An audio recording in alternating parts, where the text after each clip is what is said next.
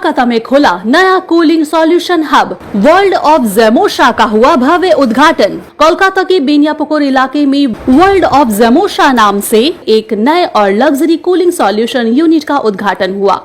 यह यूनिट राज्य की प्रतिष्ठित और भरोसेमंद कंपनी रॉयल रेफ्रिजरेशन द्वारा शुरू किया गया। कंपनी ने अपने इस नए ब्रांड के जरिए बाजार में एक नई पहचान और ठंडक भरे अनुभव का वादा किया। वर्ल्ड ऑफ ज़ैमोशा में आज से ही एसी की बिक्री और सर्विसिंग की शुरुआत हो चुकी है। यहाँ नए और पुराने एयर कंडीशनर की बिक्री के साथ ही साथ क्विक सर्विसिंग की भी व्यवस्था की गई है। इस लॉन्च के मौके पे ग्राहकों को भारी छूट दी जा रही है। नए एयर कंडीशनर की खरीद पर 40% से 60% तक का आकर्षक डिस्काउंट ऑफर दिया जा रहा है। प्रॉपर क्वालिटी, तेज सर्विस और बजट के अनुकूल दरों की वजह से यह यूनिट आम लोगों के लिए एक खास आकर्षण बना है। वर्ल्ड ऑफ ज़ैमोशा का नया शोरूम कोलकाता की 48 बेनियापुकुर लेन में खोला गया है, जो एजीसी बोस रोड स्थित मिशन हॉस्पिटल और बाबा कल्याणेश्वर मंदिर के नजदीक स्थित है। कस्टमर्स अधिक जानकारी और सर्विसिंग के लिए 09051150837 पर कॉल कर सकते हैं। वर्ल्ड ऑफ ज़ैमोशा लग्जरी कूलिंग सॉल्यूशन अब आपके लिए खुल चुका है एक नए अनुभव के साथ। वर्ल्ड ऑफ ज़ैमोशा जो है, ये हम लोगों का सारे जो फैमिली मेंबर्स हैं, मेरी बेटियां, मेरे हस्बैंड, मैं और मेरी मदर इन लॉ, हम सबका नाम इसमें कंबाइंड है ज़ैमोशा में। ये ज़ैमोशा वर्ड में हम सबका नाम आ जाता है, ठीक है। इसलिए ये वर्ल्ड ऑफ ज़ैमोशा है क्योंकि ये हमारी दुनिया है बस। कंपनी तो नई नहीं है, कंपनी 2009 से ही स्टैब्लिश हुई है और जो रॉयल रेफ्रिजरेशन है उसका ही ये एक ब्रांच है। ये रॉयल रेफ्रिजरेशन से बिल्कुल अलग नहीं है, बस नाम हम लोगों ने इस नए ब्रांच का, इस नए आउटलेट का हम लोग चेंज रखा हुआ है क्योंकि ये वर्ल्ड ऑफ ज़ैमोशा है। तो हम लोगों ने एक स्पेशली थोड़ा सा हमारा इमोशनल इसके साथ में इमोशनली हम लोग जुड़े हुए हैं इस नाम से। तो हम लोग चाहते हैं कि इस नाम को हम लोग जिस तरह से रॉयल रेफ्रिजरेशन लोगों के जहन में है, हमारे कस्टमर्स उससे जुड़े हुए हैं, तो इससे भी जो कस्टमर्स हैं आगे वर्ल्ड ऑफ ज़ैमोशा से भी जुड़े रहेंगे। Firstly thank you to the customers कि उन लोग की सपोर्ट की वजह से ही आज हम इतने बड़ा आउटलेट खोल पाए हैं, क्योंकि अगर उनका सपोर्ट नहीं मिला होता तो शायद हम इतना बड़ा वेंचर स्टार्ट नहीं कर पाते। तो उनके डिमांड्स, उनके सपोर्ट के वजह से ही आज ये सब कुछ है और डेफिनेटली भाई का हार्डवर्क है जिसकी वजह से ये चीज पॉसिबल हो पाया है। उसके साथ साथ इनके सपोर्ट स्टाफ और जो इनके स्टाफ मेंबर्स हैं उन लोग का भी बहुत बड़ा हाथ है इस चीज को सक्सेसफुल बनाने के लिए। और उसके पीछे सबसे बड़ी स्टोरी ये है कि मोइन भाई काफी कम एज से स्कूलिंग के टाइम से ही उनको अपने फाइनेंशियली अपने फैमिली को सपोर्ट करना पड़ा, बिकॉज वो एक सोल अर्निंग मेंबर थे अपने फैमिली में और वो काफी कम उम्र था, अप्रोक्सीमेटली क्लास 11-12 के एज से वो ये स्टार्ट किए थे। तो उनको लगा कि अब उनको एक स्किल सीखना होगा, जिसके लिए वो एक क्लासेस ज्वाइन किए जहाँ पे उन्होंने एसी के काम के बारे में सीखा।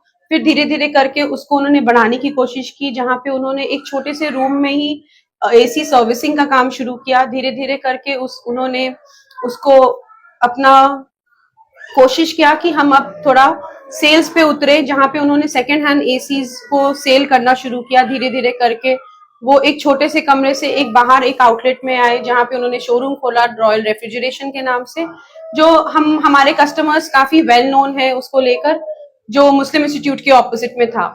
तो फिर धीरे धीरे करके जब उनको ये सपोर्ट समझ में आने लगा कि अब मेरा अब टाइम है कि अब मुझे उस चीज को और आगे बढ़ानी है, तो उन्होंने ये वर्ल्ड ऑफ ज़ैमोशा खोलने की सोची।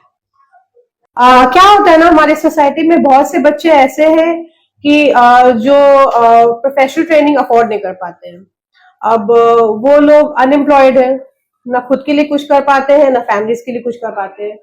तो मेरे हस्बैंड ने एक कह सकते हैं कि एक तरीके से वो चाह रहे थे कि कम से कम उन लोग इतने काबिल हो जाएं कि अपने जो एक रोजमर्रा में जो उन लोग का लाइवलीहुड के लिए वो अर्न कर सके कुछ, तो वो स्किल्स होने के साथ ही आ सकता है, ठीक है।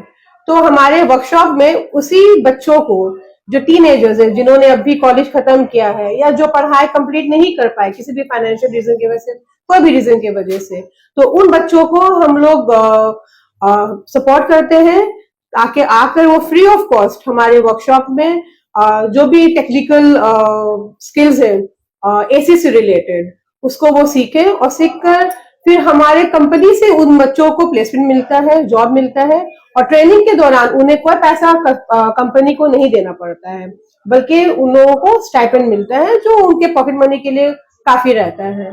तो एक तो अब बच्चों को जो है सिखा भी रहे हैं, फिर पैसे भी दे रहे हैं उसको एक पॉकेट मनी के हिसाब से, उसके बाद फिर जॉब प्लेसमेंट भी दे रहे हैं। हाँ, तो अगर सोसाइटी से हमें कुछ मिल रहा है, हमारा एक शॉप से दूसरा शॉप, एक शोरूम से दूसरा शोरूम बन रहा है, तो एज अ सोशल बीइंग ये हमारा भी रिस्पॉन्सिबिलिटी बनता है कि हम भी सोसाइटी के लिए कुछ कर पाए।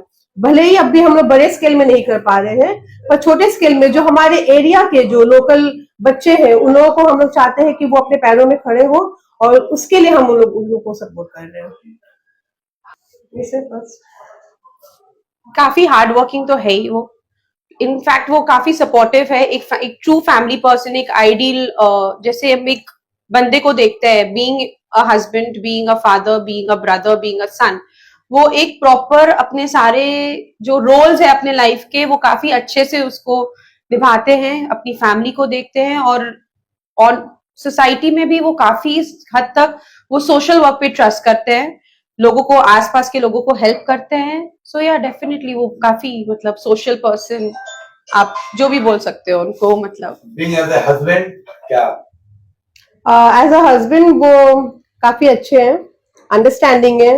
इतना ही नहीं, उन्होंने ये शोरूम जो ओपन किया है वो खास करके उन्होंने कहा कि मैं कुछ करना चाहती थी। इसके पहले मैं स्कूल में टीचर थी, तो बच्चे होने के बाद मैं जो जॉब होता है, वो जो एक वर्क आवर होता है, मैं उसको हैंडल नहीं कर पा रही थी, तो मुझे जॉब छोड़ना पड़ा। मैं घर पे ही थी एज अ हाउस वाइफ। तो उन्होंने कहा चलो तुम घर पे ही हो, चलो अगर कुछ करना है तो मैं तुम्हें एक नया आउटलेट करके देता हूँ, नया शोरूम करके देता हूँ, आप उसको हैंडल करो। तो उस तरह से वो विमेन एम्पावरमेंट के बारे में काफी सोचते हैं, और सिर्फ सोचते नहीं, वो करते भी है। और शुरुआत हर इंसान घर से करता है, फिर बाहर अपने नेबरहुड में जाता है।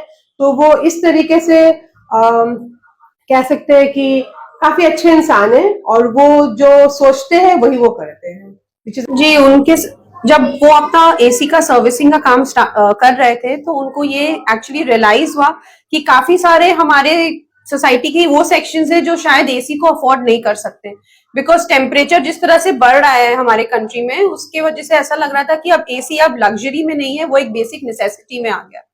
तो उनको ये फील हुआ कि क्यों ना मैं ऐसा कुछ काम शुरू करूं कि मैं सेकेंड हैंड एसी को सेल आउट करूं और उन लोगों को मौका मिले जो शायद ब्रांड न्यू एसीज अफोर्ड ना कर सकते हो। तो रॉयल रेफ्रिजरेशन के बारे में मेरे को ये कहना है कि उनका सर्विस बहुत ही अच्छा है। मैंने 2 एसी खरीदा है उनसे, और वो सर्विस उसका एकदम ऑन द स्पॉट है।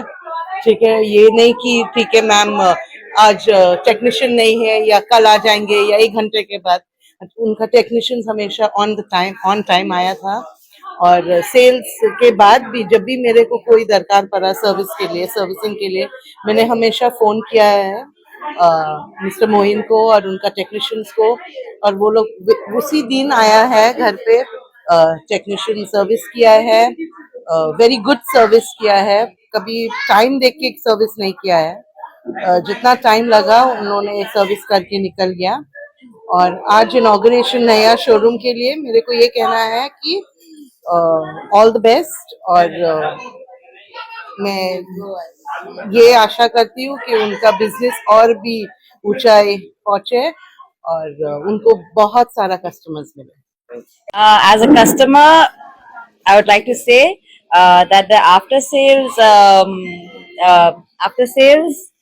बोलोगे please, एक मिनट रुकिएगा।